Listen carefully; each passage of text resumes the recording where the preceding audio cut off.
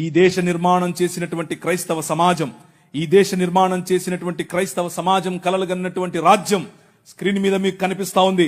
1807లో abolishment of the slavery act నీ రాజు తీసుకొచ్చాడు. జోగిని అనే వ్యవస్థను కూల్చడానికి నీ రాజు తీసుకొచ్చాడు. 1930లో ముత్తులక్ష్మిరెడ్డిని నిలబెట్టి మెడ్రాస్ లెజిస్లేటివ్ కౌన్సిల్లో ఈ దేవదాసి వ్యవస్థను నాశనం చేయటానికి దాన్ని తీసి పారేయండి అని పిల్లు పెట్టింది. నీ రాజు పంపగా వచ్చిన వ్యక్తులు ఆంధ్ర జోగిని యాక్ట్ మనం తీసుకొచ్చాం. ఇంగ్లీష్ ఎడ్యుకేషన్ ఫర్ ఎవ్రీబడి, ప్రతి ఒక్కరికి 1835 మనం తీసుకొచ్చాం.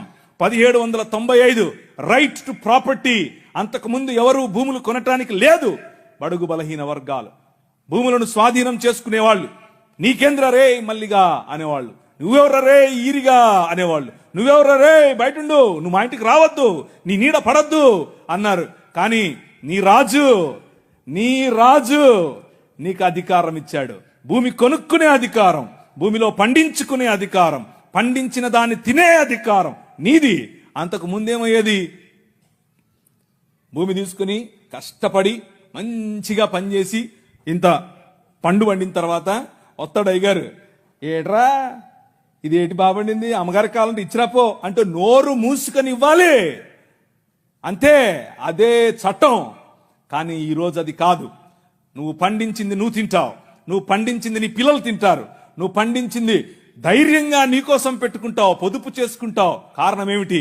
నీ రాజు, రాజులకు రాజు, ప్రభువులకు ప్రభువు, కైసర్ అగస్తస్ మరియు కైసర్ తిబేరియస్ల ప్రతినిధి అయిన పిలాతు ముందు నిలబడుకొని నా రాజ్యము నీ రాజ్యము లాంటిది కాదని చెప్పాడే ఆ రాజు. Right to property, right to education, abolishing killing children. చిన్న పిల్లలను కొనుక్కొని వెళ్లేవాళ్ళు. ఆయన ఒకసారి రాశారు, ఈ దాన్ని ఏమంటారు, కాటన్ గారు ఆయనకు రాసినటువంటి కాటన్ గారి గురించి రాసినటువంటి పత్రిక ఒక పుస్తకంలో ఇలా రాసిందట.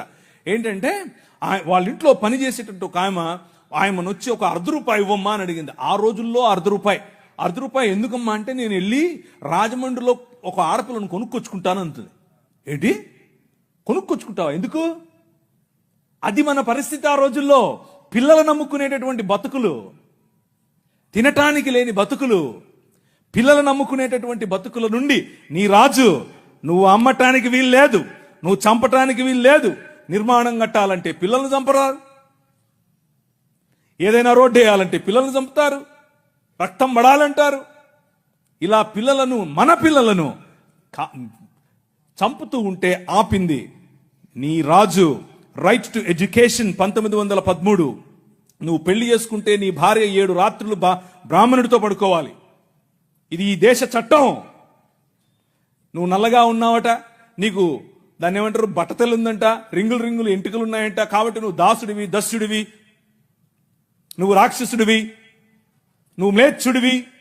కాబట్టి నీ జీవితాన్ని మార్చాలంటే, కాబట్టి నీ వంశాలు మంచిగా మారాలంటే బ్రాహ్మణుడితో నీ భార్య పడుకోవాలి. కలిగే పిల్లలు ఎలా ఉంటారు? అప్పుడు ఆర్యీకరణ జరుగుతుంది. కృణ్వంతో విశ్వమార్యం అన్నారు. అంటే అర్థం ఏంటి? ఈ ప్రపంచం మొత్తాన్ని కూడా ఆర్యీకరణ చేయాలి అన్నది వారి రాజ్య కళ.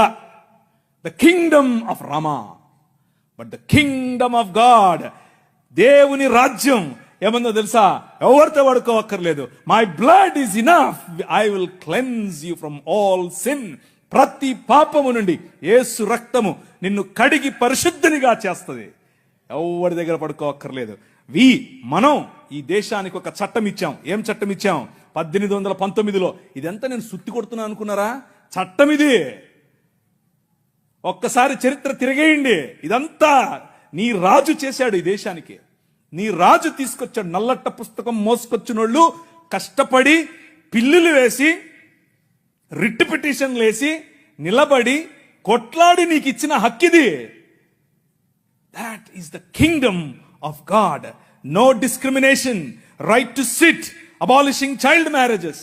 ఇలా చెప్పుకుంటూ పోతే ఎన్ని చట్టాలు చేశాం మనం. రైలు మనది, పోస్ట్ ఆఫీస్ మనది, ఐఏఎస్ తెచ్చింది మనం, ఐపీఎస్ తెచ్చింది మనం. తెలుగు భాషను మ్లేచ్ఛ భాష అన్నారు. అరే ఏం భాష మాట్లాడుతున్నాడు మ్లేచ్ఛుడా అంటే తెలుగు భాషలో డిక్షనరీ, మొట్టమొదటి డిక్షనరీ మంది మీ నాయన రాజు, ద కింగ్. మనం ఇచ్చాం. CP brown, he was a machinery. ఆయన కలెక్టర్ మాత్రమే కాదు, మిషనరీ. తెలుగు భాష గద్య భాగంలో మొట్టమొదటి పేపర్ మనది. తెలుగు భాష గద్య భాగంలో మొట్టమొదటి పుస్తకం మనది. వీళ్ళకు వాళ్ళ సొంత రామాయణం, మహాభారతాలు కూడా ట్రాన్స్లేట్ చేసుకునే దిక్కు లేదు. అది చేసింది మనమే. నిజం చెప్తున్నాను, నేను అబద్ధం చెప్పట్లేదు. మొట్టమొదటి ట్రాన్స్లేషన్ చేసింది కూడా మనమే. వాళ్ళు అది కూడా చేయరు. ఎందుకంటే విద్య పంచకూడదు. వాళ్ళ రాజ్యంలో విద్య పంచకూడదు. మన రాజ్యం అందరికీ విద్య. ప్రతి ఒక్కరూ చదవాలి. ఎందుకు? ఇదిగో నల్లట్ట పుస్తకం కూడా చదవాలి. అర్థమవుతుందా? నల్లట్ట పుస్తకం చదివితే దిమాగ్ ఖరాబ్ అవుతుంది, దిమాగ్ ఫిరాయిస్తుంది. మనిషి వెంటనే మనిషి అవుతాడు. ఈ రాజ్యం మనుషుల కోసం రాజ్యం. ఆ రాజ్యం తలకాయలో నుంచి వచ్చిన వాళ్ళకి మాత్రమే రాజ్యం, భుజాల్లో నుంచి వచ్చిన వాళ్ళకే రాజ్యం. ఈ రాజ్యం అందరి రాజ్యం, అందరికీ సుభిక్షత, అందరికీ పట్టభద్రత్వం. అలెగ్జాండర్ డఫ్ అనే ఒక ఆయన, ఎంతమంది ఉన్నారు ఈ పేరు? ఒకరు, ఇద్దరు, ముగ్గురు, ఒక 10-15 ఉన్నాయి. మిగిలిన వాళ్ళు ఒక చెంచా నీళ్లు తీసుకొని దూకండి. అలెగ్జాండర్ అంటే పొరపాటున మీరు ఆ గ్రీకు ఒక ఆయన వచ్చాడు గుర్రం వేసుకుని, ఆయన అనుకుంటారు. కాదు, ఈయన వేరే. అలెగ్జాండర్ డఫ్. ఈయన రవి అస్తమించని బ్రిటిష్ సామ్రాజ్యం పైన ఇన్ఫ్లుయెన్స్ తీసుకొచ్చాడు. ఏం ఇన్ఫ్లుయెన్స్ తెలుసా? నా పిల్లలు చదవాలి, మా భారతీయ పిల్లలు చదువుకోవాలి. వీళ్ళు అన్నారు, ఎందుకు, మాకు అవసరం లేదు, మీ పాశ్చాత్య విద్యతో మేమేం చేస్తాం, మేము మంత్రాలు చదువుతాం. ఆయన అన్నాడు, మంత్రాలకు చింతకాయలు నైరాల్తా హై.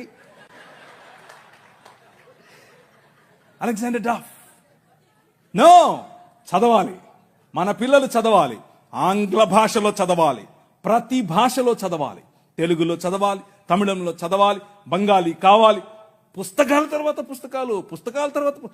ఈ అలెగ్జాండర్ డఫ్ యొక్క ఇన్ఫ్లుయెన్స్ కారణం చేత ఈశ్వరచంద్ర విద్యాసాగర్, అలాగే రాజా రామ్మోహన్ రాయ్ ఇలాంటి వాళ్ళు నిలబడి, ఎస్, మా పిల్లలు చదవాలి, మా పిల్లలు కూడా చదవాలి, మంత్రాలకు మేమేం చేసుకోవాలి, అవసరం లేదు, ఎల్లమ్మకు పుల్లమ్మకు పోయి మీరు చదువుకోండి అని యూనివర్సిటీస్ ఒకే సంవత్సరంలో, అటువైపు మెడ్రాస్ యూనివర్సిటీ, ఇటువైపు బాంబే యూనివర్సిటీ, ఇటువైపు శ్రీరాంపూర్ యూనివర్సిటీగా ఈ రోజు ఏదైతే ఉందో బైబిల్ కాలేజ్ అనుకుంటున్నారో, అది ఆ రోజు కల్కటా యూనివర్సిటీ. 3 యూనివర్సిటీలు స్థాపించటానికి వెనకుండి పనిచేసింది ఈ అలెగ్జాండర్ డఫ్. ఈయన ప్రభావం, ఈయన ఇన్ఫ్లుయెన్స్ కారణం చేత మెకాలే అనే ఒక వ్యక్తిని ఈ దేశానికి పంపించారు. పోయి చూసి రాపో బాబు, అసలు చదువు అవసరమా లేదా. ఆయన ఇచ్చినటువంటి నివేదిక, ఎస్, అందరూ చదవాలి. ఇంతమంది కూర్చొని ఉన్నారు, బైబిల్ సంకలో పెట్టుకుని ఓ వెళ్ళిపోతున్నారు. బాగుంది, కానీ ఏడి ఒక్క అలెగ్జాండర్ డఫ్? మీ ఊరి ఎమ్మెల్యేని ఇన్ఫ్లుయెన్స్ చేసే దమ్ముందా నీ దగ్గర? మీ ఊరి ఎంపీ దగ్గర నిలబడుకొని మాకు ఇది కావాలి అని అడిగే దమ్ముందా నీ దగ్గర? అలెగ్జాండర్ డఫ్ నీ కోసం కొన్ని 100 సంవత్సరాల క్రితం నీ పిల్లల కోసం ఆలోచించాడు. ఎలా కట్టాం మీ దేశాన్ని తెలుసా? దూరదృష్టి, దూరంచే యుద్ధవాసనను పసిగట్టడం. యోబు గ్రంథంలో రాసినట్టు, గుర్రమును చూచితివా, అది వాడి రౌతును తిరస్కరిస్తుంది, తలతలలాడు ఈటెలను మెలమెలలాడు ఆ బల్లెములను చూసినప్పుడు రా రా అని ఉద్దండ కోపముతో మిడతల వలె గంతులేసి ముందుకెళ్తుంది. యుద్ధం అంటే దానికి అంత ఇష్టం. ఏది, ఎక్కడున్నారు అలెగ్జాండర్ డఫ్లు? రైజ్ అప్, ఇంతవరకు పాట పాడారు. లే నిలబడు, లే నిలబడు. ఎప్పుడు నిలబడతావు ఇంక నువ్వు? నీ చరిత్ర. డాక్టర్ బాబాసాహెబ్ భీమ్రావ్ అంబేద్కర్ గారి మాట అన్నారు. ఆయన కూడా ఒక చోట నేర్చుకున్నదే, మనమే నేర్పాం. The king of this world నేర్పాడు. ఏమన్నారు తెలుసా? చరిత్ర, నీ చరిత్ర తెలుసుకోకపోతే నువ్వు చరిత్రలో లేకుండా పోతావు. ఇది నీ చరిత్ర. ఇది నువ్వు ఈ దేశానికి, ఈ దేశ నిర్మాణంలో నువ్వు సాధించినటువంటి చరిత్ర. దారా యాక్ట్ 1879. దారా అంటే డెక్కన్ అగ్రికల్చరల్ రిఫార్మ్స్ యాక్ట్, దాని పేరు. ఆ రోజుల్లో స్వరాజ్యం లోకమానుడు ఉన్నాడు కదా ఆయన అన్నాడు, ఏమన్నాడు, ఆయన ఎందుకు అంతటానికి, ఎవరికి? పేదలు, బడుగు, బలహీన వర్గాలు వెళ్ళి దాన్ని ఏమంటారు, దున్నుకుంటామయ్యా అంటే, సరే దా. అదేదో ఆ రోజుల్లో సినిమా వచ్చింది, సబ్బు పౌడరు చూపించి వాళ్ళ దగ్గర భూములు తీసుకునేవాడు. ఆ టైప్ ఈడు. అలా చేస్తూ ఉంటే క్రైస్తవ మిషనరీలు అప్పుడున్నటువంటి డెక్కన్ ప్రాంతానికి రాజు అయినటువంటి హైదరాబాద్ హయాంలో వాళ్ళ దగ్గరికి వెళ్ళి ఇన్ఫ్లుయెన్స్ చేసి, నో అలా కాదు, అలా ఉండడానికి వీల్లేదు, దే ఆర్ పెసెంట్స్, వాళ్ళకి అంతంత వడ్డీకి రుణాలు ఇస్తే వాళ్ళు ఎట్లా కడతారు, వాళ్ళు ఎలాగూ కట్టలేరు. కాబట్టి డబ్బులేమో ఇచ్చేసి వాళ్ళు కట్టలేని పక్షంలో వాళ్ళ భూములు తీసుకోవటం ఏంటిది? This is not righteousness, this is not right. అది న్యాయం కాదు. ఆయన భుజముల మీద రాజ్యభారముండును. ఆయన భుజములు ఎక్కడ? ఫ్రిడ్జ్లో పెట్టొచ్చుంటాడా? నువ్వే. This is his body. ఇది ఆయన శరీరం, ఆయన భుజములు ఇక్కడే ఉన్నాయి. ఆ రోజు వాళ్ళు గుర్తించారు, అది నా బాధ్యత అని గుర్తించి వాళ్ళకి 25 పైసల కంటే ఎక్కువ వడ్డీకి రుణం ఇవ్వటానికి వీల్లేదు అని యాక్ట్ చేశారు. ఈ రోజు కూడా అది అలాగే అమల్లో ఉంది. That is your king. నీ రాజు అది. ఈ దేశాన్ని అలా నిర్మించాడు. శామ్ అగింబాటమ్ అనే ఒక ఆయన గ్రీన్ రెవల్యూషన్ ఈ దేశానికి తీసుకొచ్చాడు. ఓ ఆవులు, మేము దాన్ని నిమురుతాం, మేము దాన్ని పూస్తాం, మేము దాన్ని కడుగుతాం అనేవాళ్ళు. కొంతమంది సిమ్ కార్డు బాబాలు ఉన్నారు, ఈ మాటలే అంటుంటారు. వాళ్ళకి చేతకాల ఎట్లా ఆవులు పెంచాలి, ఎట్లా డైరీ ఫామ్ తీసుకురావాలి, ఎట్లా అగ్రికల్చర్ చేయాలి, మేము నిమురుతూ ఉంటాం, మాకు అదే కావాలన్నారు. కానీ ఏం చేయాల, చూస్తూ ఉన్నారు ఊరికే. కానీ శామ్ అగింబాటమ్ చూశాడు, ఊరికి నిమర్లా పనిచేశాడు. ఎందుకో తెలుసా? యువర్ కింగ్, నీ రాజు భావజాలం వేరు.